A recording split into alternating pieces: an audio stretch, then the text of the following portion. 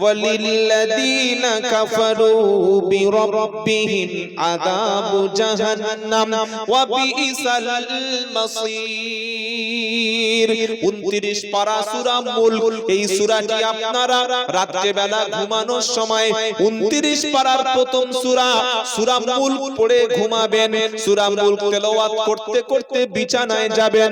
আল্লাহর নবী বলেন, যে ব্যক্তি সূরা মুলক 29 পারার প্রথম সূরা সূরা মুলক তেলাওয়াত করবে, কবরের কঠিন আযাব থেকে আল্লাহ পাক তাকে মুক্তি দান করবেন। বলুন সুবহানাল্লাহ। কবরের আযাব থেকে বাঁচার জন্য কোন সূরা আমল করব? সূরাটির নাম হলো সূরাতুল মুলক। সকলে বলুন সূরা মুলক। একদম 29 পারা আছে সূরা মুলক।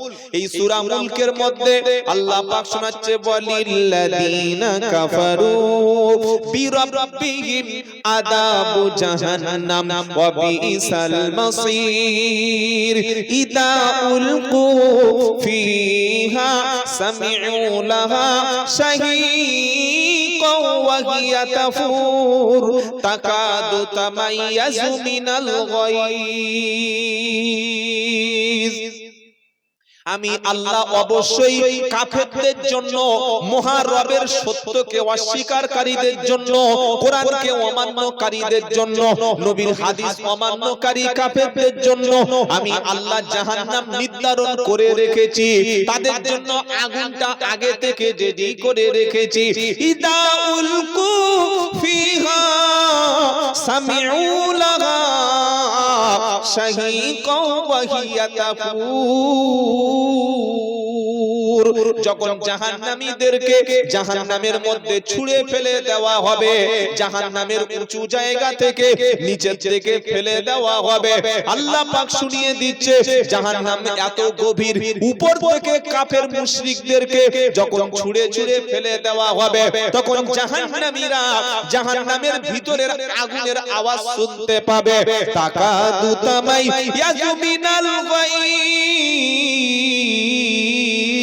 তখন জাহান্নাম ফেটে পড়তে চাইবে, আগুন ভিতর থেকে জাহান্নাম গর্জন করতে থাকবে, বর্ষণ করতে চাইবে। কুল্লামা উলকিয়া ফিহা ফাওজুন সাআলাহুম ফাজানাতুহা আলাম ইয়াতিকুম নাদির। যখন একদল লোককে জাহান্নামের মধ্যে ছুঁড়ে ফেলে দেওয়া হবে, জাহান্নামের গেটে যে ফেরেশতা দাঁড়িয়ে থাকবে, ওই ফেরেশতার নাম হলো মালিক। মালিক নামক ফেরেশতা জাহান্নামীদের জিজ্ঞাসা করবে, হে কাফেরেরা, কেন জাহান্নামে এলি? কিসের কারণে এলি? কেন আগুনের মধ্যে প্রবেশ করলি? তোরা 60 বছর 70 বছর হায়াত পেয়েছিলিস, তোদের কাছে কোনো নবী ছিল না, নবীদের ইন্তেকালের পরে সাহাবা ছিল না, সাহাবাদের ইন্তেকালের পরে কোনো তাবী ছিল না, কোনো ইমাম ছিল না, তোমাদের গ্রামে কোনো মাদ্রাসা ছিল না, তোমাদের গ্রামে কোনো মসজিদ ছিল না, জলসায় কোরআন হাদিস থেকে আলেমরা কি বলল না, তোমাদের কাছে কোনোদিন জাহান্নাম সম্পর্কে কোনো আলোচনা কি হলো না। তখন জাহান্নামীরা বলবে, ক্বালু বালা কদ জানা নাদির। জাহান্নামীরা বলবে, অবশ্যই অবশ্যই আমাদের কাছে আল্লাহর পক্ষ থেকে সতর্ককারী এসেছিল, অনেক সাবধান করেছিল, আলেমরা ওলামারা হাতে ধরে পায়ে ধরে বুঝিয়ে গিয়েছিল, বাবারা নামাজ কাজা করো না, সুদ খেও না, মদ খেও না, বাপ মাকে কষ্ট দিও না, গীবত করো না, নোংরামি করো না, জেনা ব্যভিচার করো না। আমরা মনে করেছিলাম আলেমদের গাল গল্প কথা এ নাটকের মতো বলে যাচ্ছে, বক্তাকে টাকা দিয়ে দাওয়াত করেছি তাই বলছে, এখানে বসে বসে টাইম পাস করছে, আমাদের আলেমদের কথা শোনার দরকার নাই। আরে বাবা, জলসা হচ্ছে হোক না, পাশে তো বিশাল মেলা বসেছে, বোনের বাড়িতে এসেছি, বন্ধুর বাড়িতে এসেছি, যাওয়ার সময় দুমুঠো ভাত খাবো, মেলায় গিয়ে একটু নোংরামি করে আসি, মেলায় গিয়ে একটু এনজয় করে আসি। বাড়ির পাশে মসজিদ ছিল, নামাজ আমরা পড়তাম না, আমরা মনে করতাম নামাজ পড়ে কি হবে, যখন বুড়ো হয়ে যাব, চুল যখন পেকে যাবে, দাড়ি যখন পেকে যাবে, একবার হজ থেকে ঘুরে আসব, জীবনের সব গুনাহগুলো মদিনায় ফেলে দিয়ে আসব, কাবা শরীফের সামনে দাঁড়িয়ে হাজরে আসওয়াদ পাথরে একবার চুমা দেব, আমার গুনাহগুলো সব পাথর টেনে নেবে।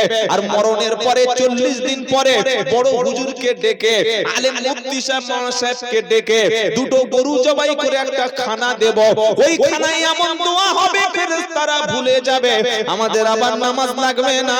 ফেরেশতারা সেদিন বলবে, তোমরা জাহান্নামীরা কেন এসেছো বলো, তোমাদের কাছে কি কোনো সতর্ককারী এলো না? আবার এখান থেকে কিছুটা কথা, আরো মারাত্মক কথা সূরা ফুরকানের মধ্যে আল্লাহ পাক শুনিয়ে দিচ্ছে, সূরা জুমার, ওয়াসিকাল্লাযীনা কাফারু ইলা জাহান্নামা যুমারা হাত্তা ইদা জাউহা ফুতিহাত আবওয়াবুহা ওয়া ক্বালা লাহুম খাযানাতুহা আলাম ইয়াতিকুম রুসুলুম মিনকুম ইয়াতলুনা আলাইকুম আয়াতি রাব্বিকুম ওয়া ইউনদিরুনাকুম লিকা ইয়াউমিকুম হাদা। 24 পারা 5 নম্বর পৃষ্ঠা 5 নম্বর লাইনের 71 নম্বর আয়াত কোরআন শোনাচ্ছে, কিয়ামতের দিন আমি আল্লাহ জাহান্নামের আগুনকে ওপেন করে দেব, জাহান্নামের মুখ থেকে ঢাকনাটা খুলে দেব, সেদিন আগুনের সামনে একদল মানুষকে ধরে ধরে ফেরেশতারা আগুনের দিকে টেনে টেনে নিয়ে চলে যাবে। আগুনের সামনে যখন তাদের নিয়ে চলে যাবে আর আগুনে ফেলে দেওয়ার আগে তাদের জন্য জাহান্নামের দরজাটা খুলে যাবে। জাহান্নামের দরজা যখন ভিতর থেকে খুলে দেওয়া হবে, জাহান্নামে ফেলে দেওয়ার আগে ফেরেশতারা জাহান্নামীকে তিনটি প্রশ্ন করবে। কটা প্রশ্ন করবে বলেন? এমনি এমনি আল্লাহ আগুনে পোড়াবে? একমাত্র আবু জেহেল হলো সেই শয়তান যে বলেছিল যে মুহাম্মদ বলুন সাল্লাল্লাহু আলাইহি সাল্লাম, যখন মুহাম্মদ শুনবেন সাল্লাল্লাহু আলাইহি সাল্লাম বলবেন এটাও দরুদ। একমাত্র শয়তান আবু জেহেল বলেছিল মুহাম্মদ সাল্লাল্লাহু আলাইহি সাল্লাম যে আমি জানি তুমি সত্য নবী, কিন্তু মানব না। কি শয়তান বলুন তো?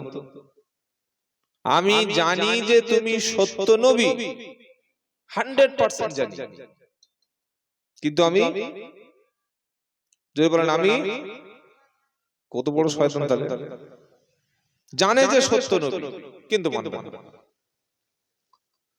তো আজকে জলসাগুলো দেয় কারা? ইয়ং ছেলেরা, বেনামাজিরা, বেশিরভাগ জলসা কমিটি বেনামাজি। আমি জানি এটা বললে আর পয়সা আমার দেবে না, না দিলে কোনো যায় আসে না, পয়সার জন্য বক্তব্য করা সে অন্য হুজুর আছে তাদের আন্ডারে। বেশিরভাগ জলসায় বক্তব্য শোনে কারা? ফজরের নামাজ পড়বে না যারা। আর জলসায় বক্তব্য করতে আসে কারা? অনেক এমন হুজুর আছে যাদের নামাজ লাগে না। কি বলছি বুঝতে পারছেন? একটা রাতে 3টে জলসা এখান থেকে নামলো, আরেক জায়গায় উঠে পড়লো, কমিটি ছেলে বলছে নামাজ বললে রাস্তায় মসজিদে পড়ে নিয়েছি। ও রাস্তায় মসজিদে নামাজ পড়েছে? নামাজই পড়েনি। কি বলছি বুঝতে পারছেন না?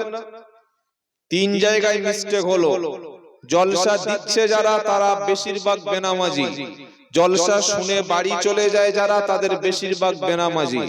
আপনারা বেনামাজি নয়, কিন্তু আখেরি মোনাজাত যখন হবে রব্বানা যালামনা, তখন বানডাকে দেখেছেন নদীতে, বানডাকে, নদীর বানডাকা দেখেননি?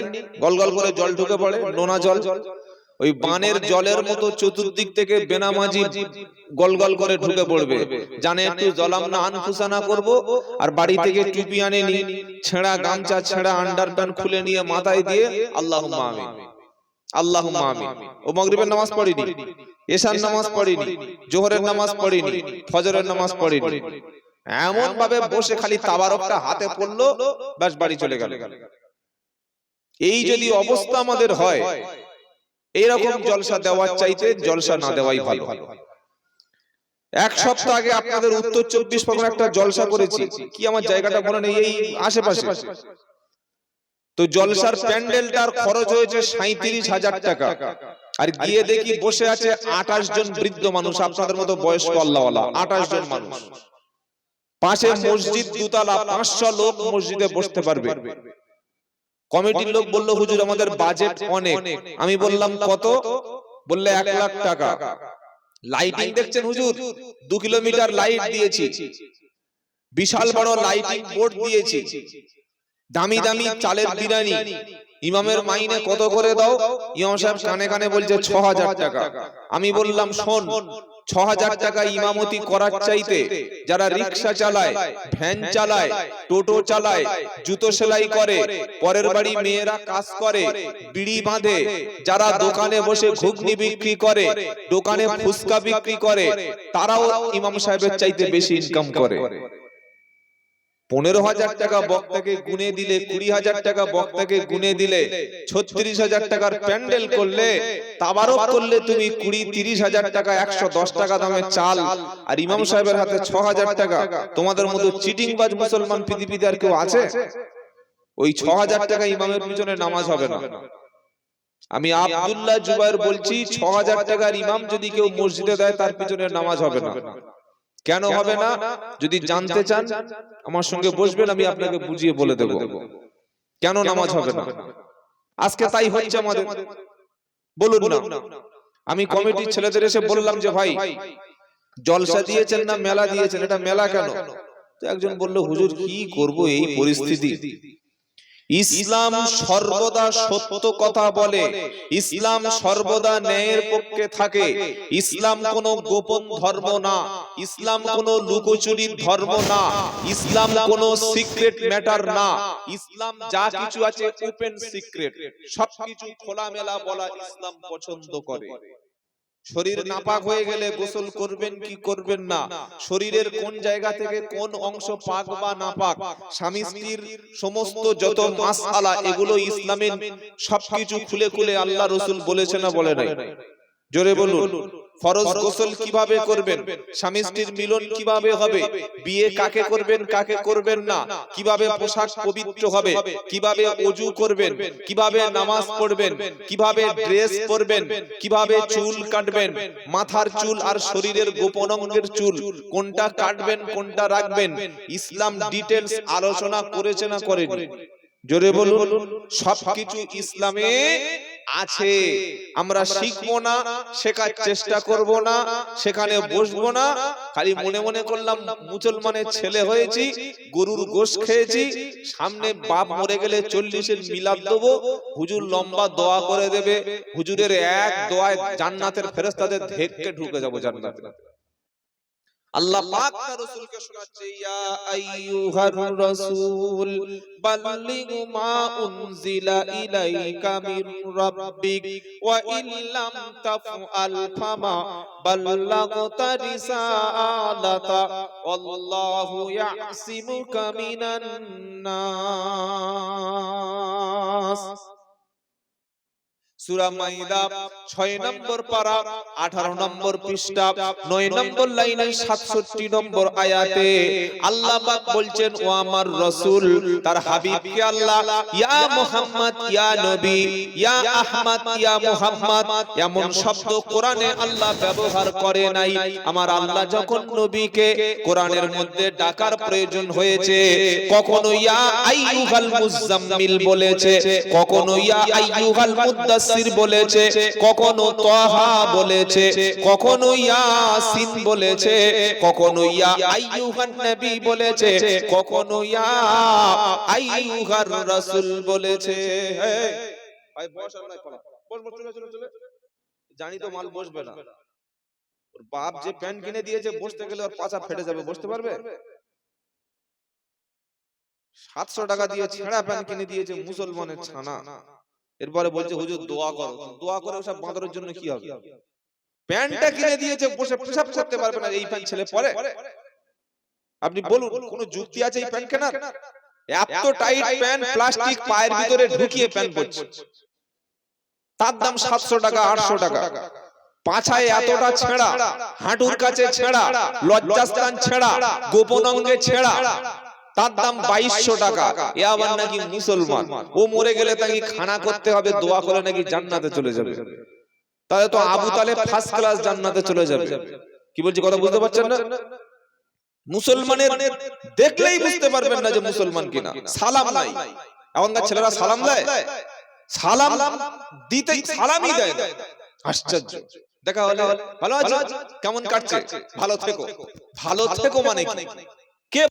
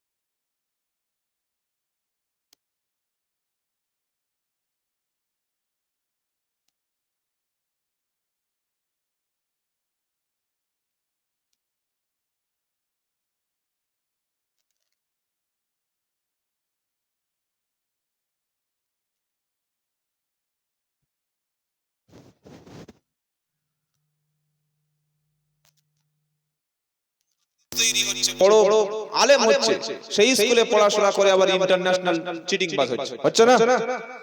এর জন্য দায়ী কেউ নয়। বেশ, হয় বসুন নয় পালান, দাঁড়াবেন না। এটা ফুটবল টুর্নামেন্ট হচ্ছে না যেটা গোল দেখে পালাবো। সে গোল বাইরে ওখানে মেলায় কি গোল দিচ্ছে, ওখানে গিয়ে গোল দাও, এখানে গোল দেওয়ার জায়গা নেই।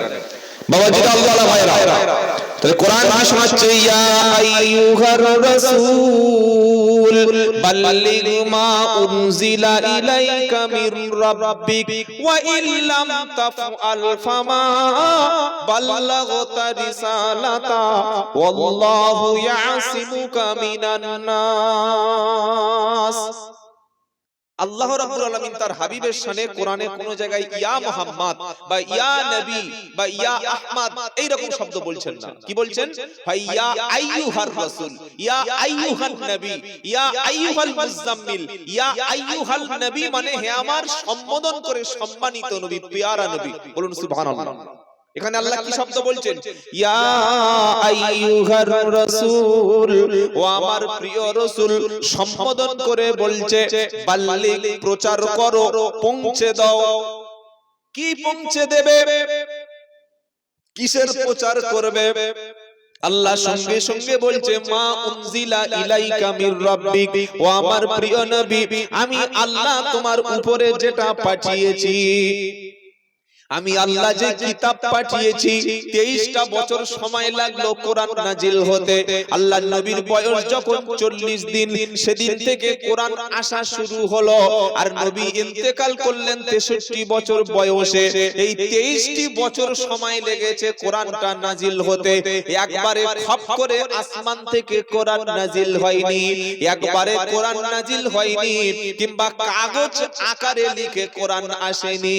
কোরআন শোনাচ্ছে ওয়ালাউ নাযালনা আলাইকা কিতাবান ফি কিরতাসিন ফালামাসুহু বিআইদিহিম আইদিহিম লাকালাল্লাযীনা কাফারু ইন হাদা ইল্লা সিহরুম মুবিন।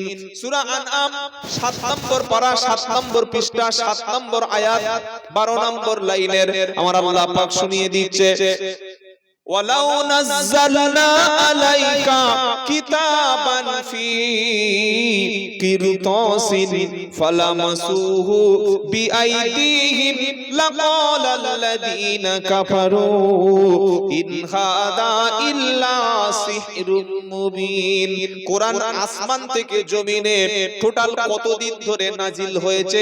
23 বছর সময় লাগলো। আল্লাহ বলছেন ওয়ালাউ নাযালনা আলাইকাল কিতাব, আলাইকাল কুরআন, যদি আমি কোরআন যখন দুনিয়াতে পাঠাতাম, ওটা একজন বিখ্যাত ফেরেশতা, নাম হলো তার জিবরাইল, আমি জিবরাইলের মাধ্যমে কোরআন নাজিল করেছি। যদি কাগজ হিসাবে, খাতা হিসাবে, দিস্তা হিসাবে, খাতার মতো কভার হিসাবে কোরআন পাঠাতাম, আমাদের ঘরে যে কোরআন আছে এটা হলো কাগজের কোরআন, তাই না ভাই? কাগজের তো কাগজের কোরআন। আল্লাহ বলছেন কোরআন যখন পাঠাই, আমি যদি কোরআনটাকে কাগজের কোরআন করে তোমাদের উপর পাঠিয়ে দিতাম, কাগজ যদি আসমান থেকে একটা একটা করে ফেলে দিতাম, তখন ওই মক্কার আবু জাহেলের বংশধরেরা, মক্কার কুরাইশরা বলতো, কি বলতো? কাগজটাকে স্পর্শ করত, কাগজ ধরতো আর বলতো এগুলো জাদু। আমি আল্লাহ 23 বছর সময় নিয়েছি, অল্প অল্প করে যেখানে যেমন প্রয়োজন ঠিকই সেইভাবে কোরআন পাঠিয়েছি। আর কোরআন পাঠিয়ে বলেছি রাসূল বাল্লিগ মা উনজিলা ইলাইকা মির রাব্বিক, ওয়া আমার নবী তুমি প্রচার করো, পৌঁছে দাও, সবার কাছে পৌঁছে দাও। কি পৌঁছে দেবে? মা উনজিলা ইলাইকা মির রাব্বিক, তোমার আল্লাহর পক্ষ থেকে, তোমার রবের পক্ষ থেকে যেটা এসেছে সেটাই তুমি পৌঁছে দাও। যদি তুমি না পৌঁছাও, ওয়া ইল্লাম তাফআল ফামা বাল্লাগতা রিসালাতা, ও আমার প্রিয় নবী যদি তুমি কোরআন না পৌঁছে দাও, কোরআনের আয়াতগুলি মানুষের কাছে যদি না খুলে খুলে বলো, যদি তুমি কোরআনটাকে গোপন করো, যদি তুমি কোরআনের আয়াতগুলি মানুষের সামনে পেশ না করো, আমি আল্লাহ বলছি তাহলে ওয়া ইল্লাম তাফআল ফামা বাল্লাগতা রিসালাতা, ও আমার প্রিয় নবী তুমি রিসালাতের দায়িত্ব পালন করলে না। ইমাম সাহেব মসজিদে ইমামতি করবে, তিনি যদি জুমার নামাজ পড়ে বাড়িতে গিয়ে ঘুমায়, 3 দিন 4 দিন 5 দিন না চলে যায়, আসে যদি 1 সপ্তাহ পরে আসে, আবার যদি জুমার নামাজ পড়ে চলে যায়, আবার যদি একদিন চলে আসে, আবার 15 দিন ছুটি করে, চাকরি কখনো তার থাকবে? জোরে বলেন। চাকরি যেমন তার থাকবে না। আপনার ছেলেকে টিউশনি পড়তে দিয়েছেন, সপ্তাহে 3 দিন 4 দিন পড়তে যাচ্ছে, 5 দিন পড়তে যাচ্ছে, 6 দিন পড়তে যাচ্ছে, গিয়ে দেখছে কোনো মাস্টার নাই, আপনি এসে বলছে বাড়িতে মাস্টার নাই, আপনি 2 দিন 3 দিন 4 দিন 5 দিন মেনে নিলেন, ওকে সাউন্ড আছে, 5 দিন মেনে নিলেন, তারপরে যদি মাস্টার না আসে কখনো ও মাস্টারের কাছে পড়াবেন না। আল্লাহ পাক বলছে হাবিব আপনি চুপচাপ বসে থাকবেন, আমি আল্লাহ আসমান থেকে কোরআন দেব, আর আপনি কোন মানুষের কাছে বলবেন না এটা আমি আল্লাহ মেনে নেব না। আপনার দায়িত্ব হলো সবার কাছে পৌঁছে দেওয়া। আল্লাহর নবী পৌঁছে দিয়েছেন কত বছর? 23 বছর। জোরে বলেন কত বছর পৌঁছে দিয়েছে? 23 বছর নবী মক্কা আর মদিনায়, মদিনায় 13 বছর ইসলাম প্রচার করেছে, আর মদিনায় যাওয়ার পরে 10 বছর ইসলাম প্রচার করেছে। যেদিন বিদায় হজ হলো, আল্লাহর নবী বিদায় হজে আসমানের দিকে আঙ্গুল তুলে বলেছিল আল্লাহ তুমি সাক্ষী থাকো আর মুসলমানরা তোমরা সাক্ষী দাও, আমি আল্লাহর বাণী তোমাদের কাছে পৌঁছে দিতে পেরেছিলাম কিনা। সেদিন সমস্ত সাহাবারা নবীর সামনে সাক্ষী দিয়েছিলেন, নবী আল্লাহ যে দায়িত্ব দিয়েছিল ওই দায়িত্ব আপনি আমাদের কাছে পৌঁছে দিয়েছেন। জোরে বলুন সুবহানাল্লাহ।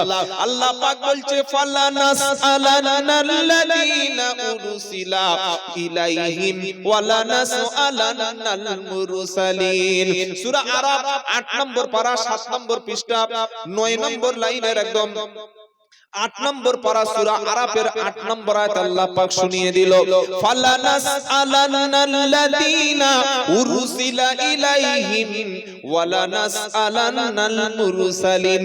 যাদের কাছে নবী পাঠিয়েছি তাদেরকে জিজ্ঞাসা করব কিয়ামতের দিন, তোমাদের কাছে নবী এসেছিল, নবী মদের ব্যাপারে, সুদের ব্যাপারে, জিনার ব্যাপারে, হারাম হালালের ব্যাপারে, জাহান্নামের ব্যাপারে, জান্নাতের ব্যাপারে, আখিরাতের ব্যাপারে, পরকালের ব্যাপারে, নবী সবকিছু তোমাদের কাছে পৌঁছেছে কিনা বলো। আর নবীকেও জিজ্ঞাসা করব, নবী তুমি গিয়ে উম্মতের কাছে তোমার দায়িত্ব পালন করেছো কিনা বলো। উম্মতকে সামনে বসিয়ে দেব, বলবো উম্মত রে বলো নবী তোমাদের কাছে এসেছিল কিনা, নবী তোমাদের কাছে কোরআনের আয়াতগুলো পৌঁছে দিয়েছিল কিনা। যখন উম্মতরা বলবে পৌঁছে দিয়েছে আল্লাহ, নবী মক্কায় 13 বছর ছিল, নবুয়ত পাওয়ার পরে মদিনায় 10 বছর বিশ্ব নবী ছিল, থাকার পরে তার দায়িত্ব তিনি পৌঁছে দিয়েছে, দায়িত্ব পৌঁছে দিয়েছে। নবীর যখন কথা শেষ হয়ে যাবে আল্লাহ উম্মতকে জিজ্ঞাসা করবে, উম্মত রে এবার বলো নবীর দাওয়াত পৌঁছে দেওয়ার পরে, ইসলাম পৌঁছে যাওয়ার পরে, কোরআন পৌঁছে যাওয়ার পরে, হাদিস পৌঁছে যাওয়ার পরে, কোরআন সুন্নাহর আলো পৌঁছে যাওয়ার পরে বলো তোমরা মেনে নিয়েছে কিনা বলো। আমরা বক্তারা, আলেমরা বা যারা আলোচক আলোচনা করি, বক্তব্য দিয়ে নেমে যাওয়ার সময় একটা কথা বলি, কি জানেন? ওমা আলাইনা, জোরে বলুন। দেখো ছোট্ট একটা বাচ্চা বলে দিচ্ছে, কি গো ভাই? ওমা আলাইনা ইল্লাল, কথা বলেন, ইল্লাল বালাগ। এটা সূরা ইয়াসিনের একটা অংশ, ওমা আলাইনা ইল্লাল বালাগুল মুবিন। কোরআন জানি না তো বলবো কি করে? গোবরের কাছে গিয়ে বসলে তো গুয়ের গন্ধ বার হবে, আতরের গন্ধ আসবে? জোরে বলেন। আতর ব্যাপারীর কাছে বসলে, আতর দোকানের সামনে বসলে, আতর মাখি আর না মাখি, ও যে আতর বার করছে, আতর দুই একজনের গায়ে দিচ্ছে, ওই এক ফোঁটা মাল গায়ে এসে লাগলে জোরে বলো সেন আসবে।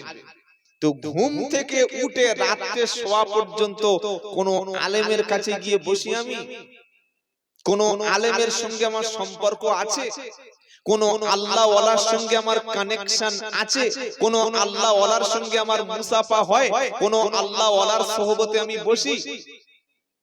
ঘুম থেকে উঠে চিটিং বাজদের আড্ডায় বসে চা খাই, দুপুরে ধাপ্পা বাজদের মজলিসে গিয়ে দল করি, বিকাল বেলা পাক্কা গাঁজা খদ্দের আড়তে বসে সময় দিই, সন্ধ্যার পরে সুদের হিসাব কষি, আর রাত্রে বেলা বিছানায় যাওয়ার আগে পেশাব করে পানি না নিয়ে লুঙ্গি পেশাব করে লুঙ্গি মুত লেগে গিয়ে শুয়ে পড়ি।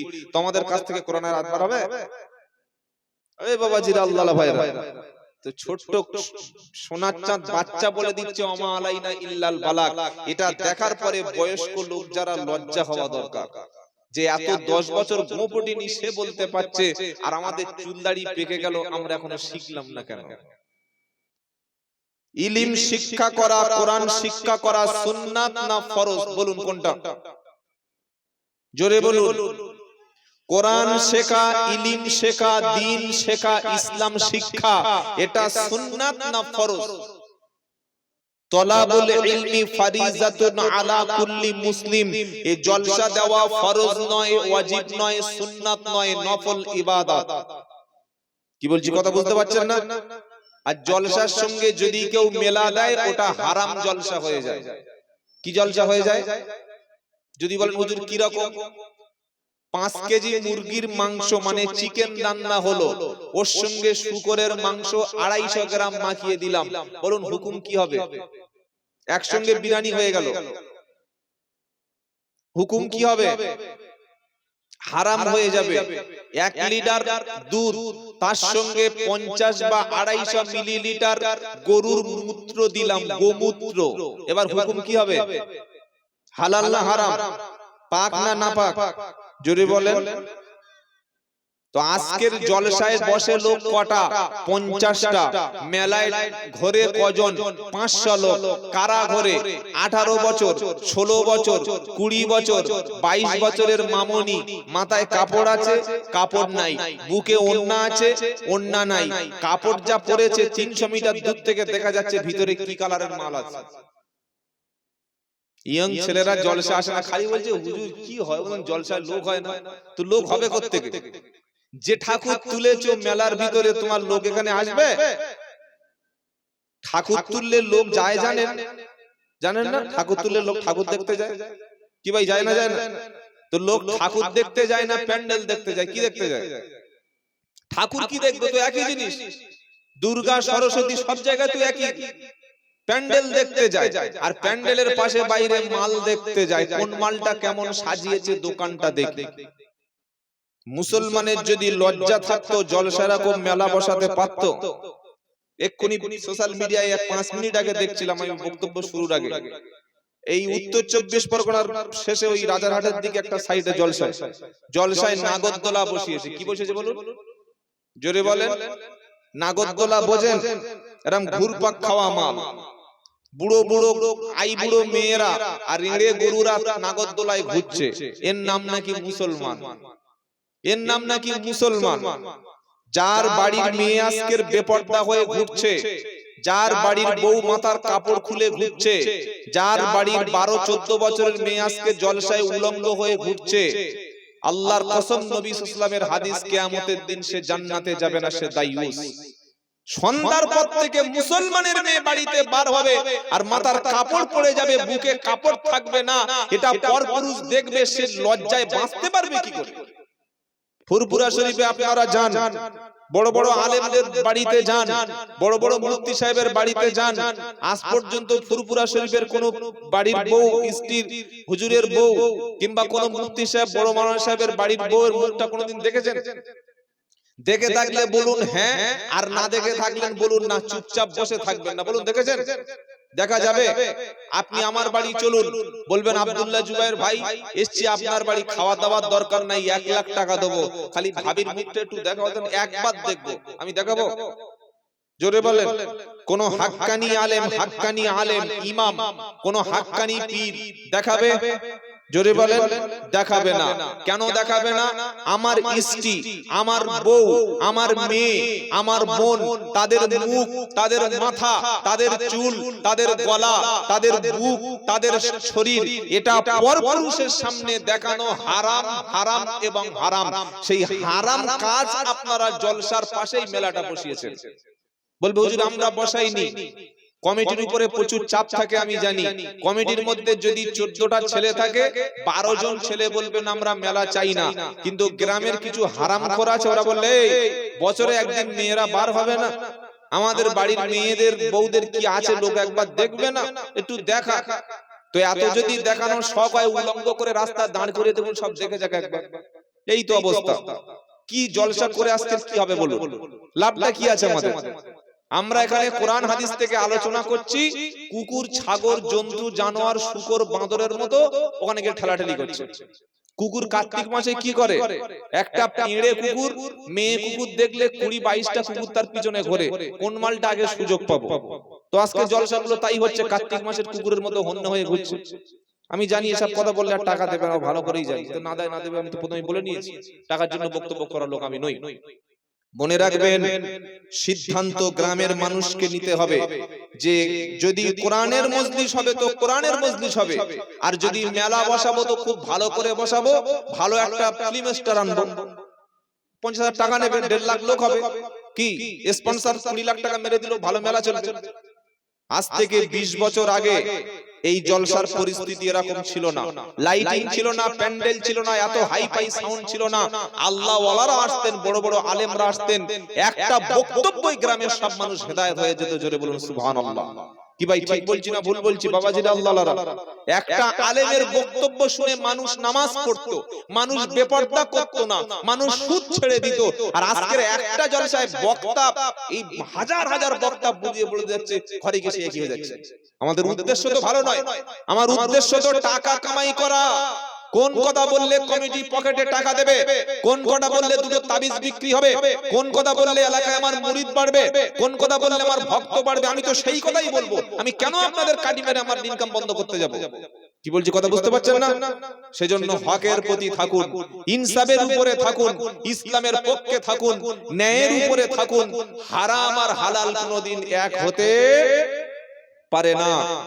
আল্লাহ পাক যেন এরকম গজব থেকে আমাদের যুব সমাজকে হেফাজত করে। জোরে বলুন আল্লাহুম্মা আমিন, জোরে বলুন আল্লাহুম্মা আমিন। তাহলে আল্লাহ পাক কি শোনাচ্ছে? কিয়ামতের দিন নবীদেরকে জিজ্ঞাসা করব, নবী তোমরা তোমাদের কথাগুলি মানুষের সামনে বলেছিলে কিনা? আর উম্মতকে জিজ্ঞাসা করব, উম্মত তোমাদের সামনে যেগুলো বলা হয়েছিল মেনে নিয়েছিলে কিনা? কি কঠিন প্রশ্ন বলুন তো। আচ্ছা বলুন, আমাদের নবী সাল্লাল্লাহু আলাইহি সাল্লাম তিনি ইসলামের কথাগুলো আমাদের বলেছে না বলে নাই? যদি বলে বলেছে, একটাও কথা কিন্তু গোপন করে নাই। কিয়ামতের দিন সমস্ত উম্মত বলবে, আল্লাহ নবীরা তাদের বাণী পৌঁছে দিয়ে গেছিল, নবীরা খেয়ে না খেয়ে তাদের কথাগুলি আমাদের কাছে পৌঁছে দিয়ে গেছিল। আল্লাহ বলবেন সত্যি পৌঁছে দিয়ে গেছিল? উম্মত বলবে হ্যাঁ। আল্লাহ বলবে পৌঁছে যদি গিয়েছিল, জীবনে কতটুকু আমল করেছিল বলো। তোমাদের মসজিদে আজান হওয়ার পরে কতবার তোমরা মসজিদে আজানের ডাকে সাড়া দিয়েছিল বলো। তোমাদের আলেমরা বুঝিয়ে চলে যাওয়ার পরে কতবার তোমরা সেই কথাগুলিকে স্মরণ করেছি কিনা বলো। জিজ্ঞাসা করবে না করবে না? জোরে বলেন।